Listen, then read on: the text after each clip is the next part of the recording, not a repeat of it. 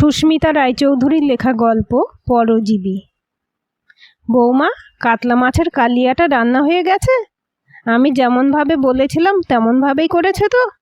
তোমার শ্বশুরমশাই আজকাল ঝাল একদম খেতে পারেন না। বাড়িতে ঢুকে কথাগুলো বললেন নমিতা দেবী। কালীঘাটের মন্দিরে তাঁর ছেলের নামে পুজো দিয়ে এই বাড়িতে ফিরলেন। তার একমাত্র সন্তান রাজীবের আজ জন্মদিন। রাজীব, তার পুত্রবধূ দিয়া এবং একমাত্র নাতি তোজো, তারা দিল্লিতে থাকে। তোজোর বয়স এই 4। ছেলে নিজেই পছন্দ করেছিল দিয়াকে। বিকাশবাবু বা নমিতা দেবী অবশ্য কেউই আপত্তি করেননি। নমিতা দেবী আর তার স্বামী বিকাশবাবু অবশ্য অবসর গ্রহণের পর থেকে কলকাতায় তাদের পৈতৃক বাড়িতে থাকেন। বিকাশবাবুর এয়ারফোর্সে চাকরির জন্য দেশের বিভিন্ন প্রান্তে এয়ারফোর্সের কোয়ার্টারে তারা থেকেছেন এতদিন। নমিতা দেবীর জোড়াজুড়িতেই প্রতি বছর রাজীবের জন্মদিনে আর দুর্গাপুজোর সময় ছেলে বৌমারা কলকাতায় আসে। এবারও তার ব্যতিক্রম হয়নি। যত্নের বা আয়োজনের কোনো ত্রুটি রাখেন না নমিতা দেবী। প্রতিবার সবটাই করেন নিজের হাতে। ছেলে বৌমা নাতির পছন্দের খাবার বানানো, তাদের জন্য বিভিন্ন রকম উপহার, পছন্দের পোশাক কিনে রাখা। দিয়ার মা মারা গেছেন যখন দিয়া কলেজে পড়ে, সেই জন্য নমিতা দেবী বিয়ের পর থেকে তার মায়ের জায়গাটা পূর্ণ করার চেষ্টা করে চলেছেন। দিয়ার বাবা থাকেন বিলাসপুরে। দিয়ারা আসলে প্রবাসী বাঙালি। দিয়া দিল্লিতে একটা হসপিটালে ডায়েটিশিয়ান হিসেবে আর রাজীবে একটি টেলিকমিউনিকেশন সংস্থায় উচ্চ পদে কাজ করে। ছেলে বৌমা দুজনেই খুব ব্যস্ত থাকে।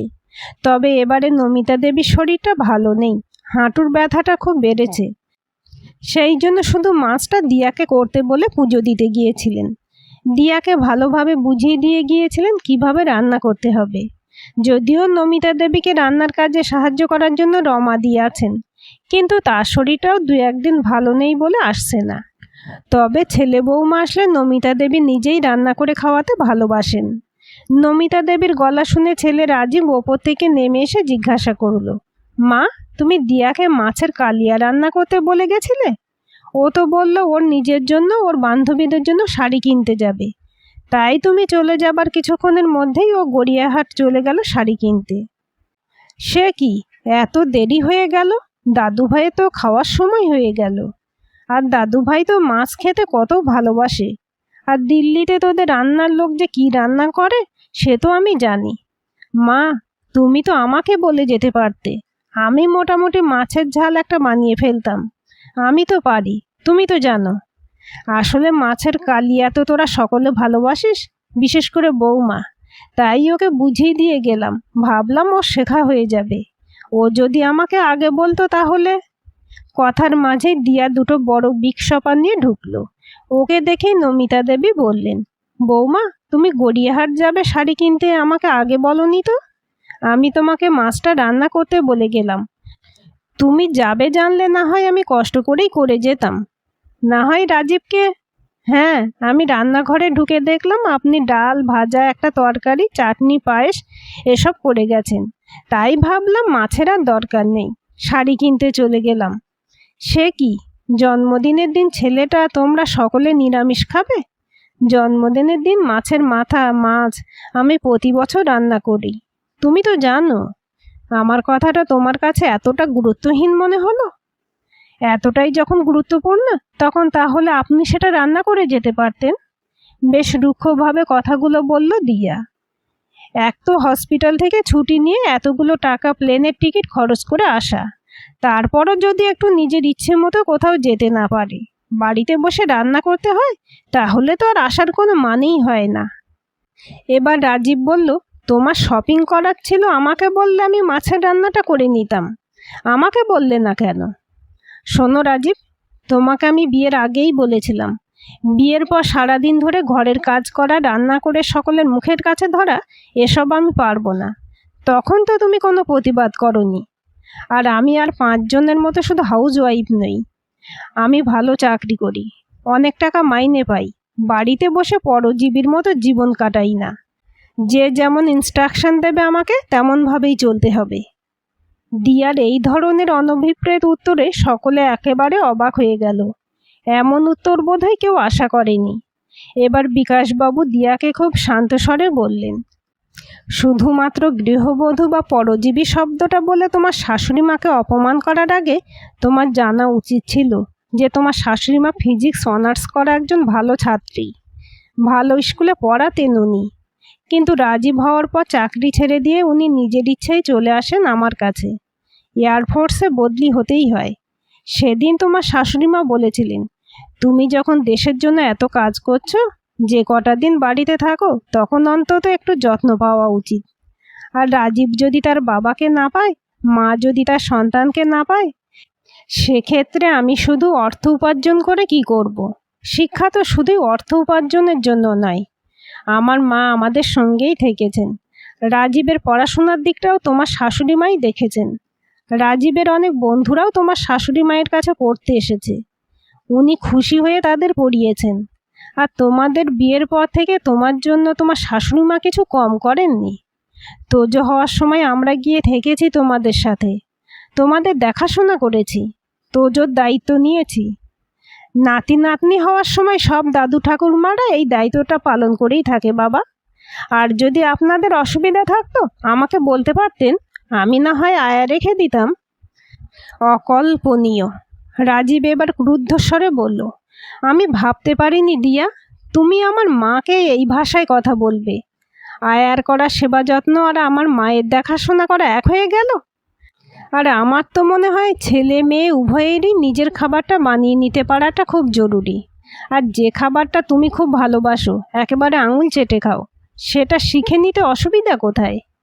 আমার মা তোমাকে শিখিয়ে দিতে চেয়েছিল, সেটাই তার অপরাধ?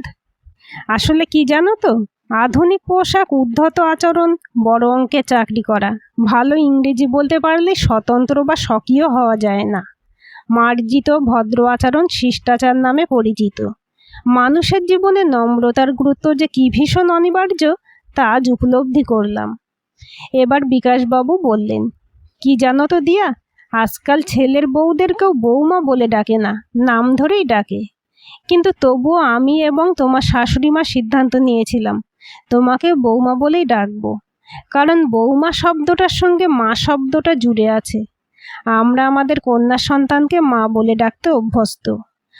তোমার শাশুড়ি মা চেয়েছিলেন তোমার মায়ের জায়গাটা কিছুটা হলেও পূর্ণ করতে, কিন্তু সেটা বোধহয় হলো না। তুমি তোমার শাশুড়ি মায়ের অপত্য স্নেহ এবং ভালোবাসাকে তার দুর্বলতা বলে ভেবে নিলে। দিয়াও এবার ক্রুদ্ধ স্বরে বলল, ঠিক আছে, আমাকে নিয়ে যখন এত সমস্যা, তখন পরের বার থেকে না হয় আমি আর আসবো না কলকাতায়।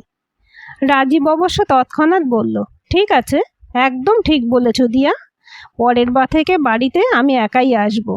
তুমি এসো না বরং, কারণ এটা আমাদের বাড়ি, কোনো 5 স্টার হোটেল নয়। আর আমার মাও তোমার সার্ভিস প্রোভাইডার নয়। ঘটনার আকস্মিকতায় এতটাই মর্মাহত হয়েছিলেন নমিতা দেবী যে তিনি আর কিছু বললেন না। ধীরে ধীরে শুধু রান্নাঘরের দিকে চলে গেলেন। পরজীবী শব্দটা তাকে একেবারে ভিতর থেকে নাড়িয়ে দিয়ে গেল। প্রথমবার তিনি এতটা অপমানিত বোধ করলেন। খুব সকালে উঠে গাছের পরিচর্যা করার সাথে সাথে মনে মনে গুনগুন করে রবীন্দ্রসঙ্গীত গাওয়া নমিতা দেবীর অনেক দিনের অভ্যাস। গাছে জল দিতে দিতে মনে মনে গাইছেন নমিতা দেবী, ক্লান্তি আমায় ক্ষমা করো প্রভু, পথে যদি পিছিয়ে পড়ি কভু। এই যে হিয়া থর থর কাঁপে আজি এমনও তর, এই বেদনা ক্ষমা করো, ক্ষমা করো, ক্ষমা করো প্রভু। বড় অপরাধী লাগছে রাজীবের নিজেকে। দিয়াকে তো সে নিজেই পছন্দ করেছিল। জিওগ্রাফিতে এমএসসি করার পর যখন সে ভাবছিল কি করবে, তখন মাই তাকে বলেছিল রিমোট সেন্সিং অ্যান্ড জিআইএসে এমএসসি করতে। এন্ট্রান্স পরীক্ষা দিয়ে ভালো কলেজে চান্স পেয়েছিল সে। রেজাল্ট হয়েছিল দারুণ, তারপরেই চাকরি। আসলে ছোটবেলা থেকে মাই তাকে পড়িয়েছে। মা তার থেকে অনেক বেশি ভালো জানতো তার পছন্দের বিষয়গুলো। এরপর কেটে গেছে প্রায় 1টা বছর। দিয়ার সঙ্গে শ্বশুর শাশুড়ির দূরত্ব তৈরি হয়েছে অনেকটাই। ওই ঘটনার পর রাজীব কয়েকবার কলকাতায় গেছে তার মা বাবার কাছে, কিন্তু দিয়া যায়নি। সে রাজীবের মুখে শুনেছে শ্বশুরবাড়িতে রান্না করে রমাদির মেয়ে ঝুমাকে নাকি তার শাশুড়ি মা পড়াচ্ছেন। মেয়েটি এবার মাধ্যমিক দেবে। অবশ্য শুনেছিল মেয়েটি পড়াশোনায় নাকি খুবই মেধাবী। তবে ওদের অবস্থা খুবই খারাপ। ছোটবেলায় মেয়েটি তার বাবাকে হারিয়েছে। দিয়া রাজীবের মুখে শুনেছে ওই ঝুমা মেয়েটি প্রায় এখন ওই বাড়িতে থাকে। অবশ্য তার শাশুড়ি মা যদি রান্নার লোকের মেয়েকে নিয়ে থাকতে চান সেটা তার অভিরুচি, তাতে তার বলার কি আছে। এরপর হঠাৎ একদিন রাজীব টিভির রিমোট নিয়ে চ্যানেল সার্ফিং করতে করতে চিৎকার করে তোজোকে ডেকে বলল, তাড়াতাড়ি আয় তোজো, তোর ঠাম্মাকে টিভিতে দেখাচ্ছে, ইন্টারভিউ নিচ্ছে। দেখ, আমাদের কলকাতার বাড়িতে সাংবাদিক ভর্তি হয়ে গেছে, প্রত্যেকটা খবরের কাগজের হেডলাইনে আজ তোর ঠাম্মার কথা। কথাগুলো শুনে দিয়াও অন্য ঘর থেকে দৌড়ে টিভির সামনে এলো। আজ মাধ্যমিক পরীক্ষার রেজাল্ট বেরিয়েছে। এবছর মাধ্যমিকে প্রথম হয়েছে ঝুমা দলুই, মানে রান্নার দিদি রমাদির মেয়ে ঝুমা। সাংবাদিকদের প্রশ্নের উত্তরে সে বলছে, আমার এই স্বপ্ন পূরণের জন্য সবচেয়ে বড় অবদান আমার এই দিদার। ভালো ছাত্রী ছিলাম, কিন্তু মাধ্যমিকে রাজ্যের মধ্যে প্রথম হতে পারবো এটা কখনো ভাবিনি। সম্ভব হয়েছে এই দিদার জন্য। আমাদের অর্থনৈতিক অবস্থা খুবই খারাপ। মা লোকের বাড়িতে রান্নার কাজ করে, যে কটা টাকা পায় তাই দিয়ে আমাদের সংসার চলে। দিদা আমাকে পরীক্ষার আগের কয়েক মাস নিজের কাছে রেখেছে। 1 বছর ধরে আমাকে সমস্ত বিষয় পড়িয়েছে। যতটা পরিশ্রম আমি করেছি ততটাই এই দিদা করেছে। এখন আমাদের স্কুলের অনেকেই দিদার কাছে পড়তে চাইছে। এবার সমস্ত ক্যামেরা গেল নমিতা দেবীর দিকে। প্রথমেই এক সাংবাদিক প্রশ্ন করলেন, ম্যাডাম, আপনি আপনার এই কাজকে কিভাবে ব্যাখ্যা করবেন? উত্তরে নমিতা দেবী বললেন, প্রথমেই বলবো, আপনারা যে বারবার প্রচার করছেন একজন গৃহবধূ একটি অসামান্য কাজ করে দেখালেন, এই বাক্যটিতে আমার একটু আপত্তি আছে। আপনারা এমনভাবে প্রচার করছেন যেন মনে হচ্ছে গৃহবধূ কোনো একটি নিম্ন স্তরের প্রজাতি, তারা কোনো অসামান্য কাজ করতেই পারেন না। এর থেকে যদি বলতেন একজন বয়স্ক মানুষ সারা জীবন সংসার সামলেও একটু অন্যরকম কোনো কাজ করেছেন, তাহলে খুশি হতাম। আমি আমার নিজের ইচ্ছাই গৃহবধূ, এবং এখন যে কাজটা আমি করেছি এর থেকে অনেক বেশি দায়িত্বপূর্ণ কাজ আমি গৃহবধূ হিসেবে করেছি। অসুস্থ শাশুড়ির সেবা করেছি, সন্তানকে মানুষ করেছি, স্বামীর দেখাশোনা করেছি, বৌমার এবং নাতির দেখাশোনা করেছি। আমি আমার প্রথম জীবনের স্কুলে চাকরি করতাম, সেটা ছিল 10টা 5টা চাকরি। সেই চাকরি ছেড়ে আমি যে কাজটা করতাম সেটা 24x7 চাকরি, সেখানে কোনো ছুটি থাকে না। এরপর আর এক সাংবাদিক প্রশ্ন করলেন, এতদিন শিক্ষকতা ছেড়ে দেওয়ার পর একটি মেয়েকে সমস্ত বিষয় পড়ানোর পর এত ভালো রেজাল্ট, এই সফলতাকে আপনি কিভাবে দেখবেন? এবার নমিতা দেবী বললেন, মেয়েটি এমনিতেই মেধাবী ছিল, শুধু দরকার ছিল একটু গাইড এবং সঠিক পরিবেশ, যেটা আমি ওকে দিয়েছি। আর হ্যাঁ, অবশ্যই আমি এতদিন পড়াশোনার সাথে যুক্ত ছিলাম না বলে আমাকে নিজেকেও অনেক পড়াশোনা করতে হয়েছে, তৈরি হতে হয়েছে। আর ওর এই সাফল্যের পর আমি আত্মসমীক্ষা করে যে সিদ্ধান্ত উপনীত হয়েছি সেটা হলো, প্রত্যেকটি মানুষকে যেমন তার অবসর গ্রহণের পরের জীবন আর্থিকভাবে সুরক্ষিত করতে হয়, ঠিক তেমনভাবেই তার অবসর গ্রহণের পরবর্তী সময়টা কিভাবে কাটাবেন সেই পরিকল্পনাও করে রাখা উচিত। সন্তান সন্ততি তাদের কাজের প্রয়োজনে দেশের বাইরে বা দেশের বিভিন্ন প্রান্তে চলে যাবে, তাই আমাদের উচিত সেই সময় নিজেদের পছন্দের যে কোনো কাজে নিজেকে যুক্ত রাখা। এই পরিকল্পনাটা আগে থেকেই করা ভালো, হয়তো সেক্ষেত্রে সমাজও কিছুটা উপকৃত হবে। বিগত কয়েক বছরে যখন আমার সাংসারিক দায়িত্ব কমে এসেছে, দুজনে সংসার করছিলাম, তখন সারা বছর অপেক্ষা করেছি কখন আমার পুত্র পুত্রবধূ নাতি আসবে। কিন্তু আজ একটা অন্যরকম কাজের সঙ্গে যুক্ত হয়ে আমি উপলব্ধি করেছি যে আমি আগের থেকে অনেক ভালো আছি।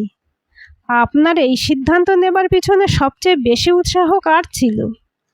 আর এক সাংবাদিক প্রশ্ন করলেন। এবার নমিতা দেবী বললেন, আমার বৌমা দিয়ার।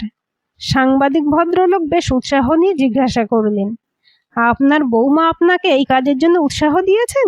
নমিতা দেবী বললেন, না, বরং সে আমার কিছু কাজের সমালোচনা করেছিল।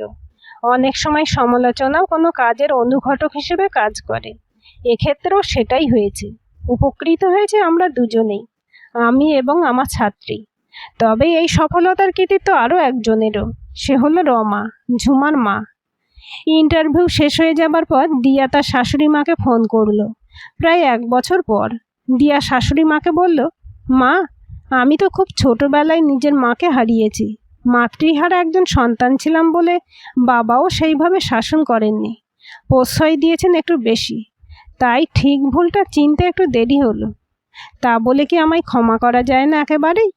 নমিতা দেবী বললেন, আমি তো তোমার উপর রাগ করিনি। এবার দিয়া বলল, তাহলে আপনার এই সফলতার জন্য আমি কলকাতায় গিয়ে যদি নিজের হাতে আপনার পছন্দের সব রান্নাগুলো করে আপনাকে খাওয়াতে চাই, আপনি কি আর আমাকে ওই বাড়িতে যাবার অনুমতি দেবেন? অবশ্য আপনি শিখিয়ে দিলে তবেই আমি রান্নাগুলো করতে পারবো। নমিতা দেবী বললেন, এটা যেমন রাজীবের বাড়ি, ঠিক তেমন এটা তোমারও বাড়ি। তুমি যেদিন ইচ্ছা আসতে পারো। দিয়া, মনে রেখো, স্নেহ ভালোবাসা কোনোটাই অলীক নয়, শুধু হাতটা দুতরফ থেকে বাড়াতে হয়। আজকের গল্পটি কেমন লাগলো কমেন্ট করে জানাবেন।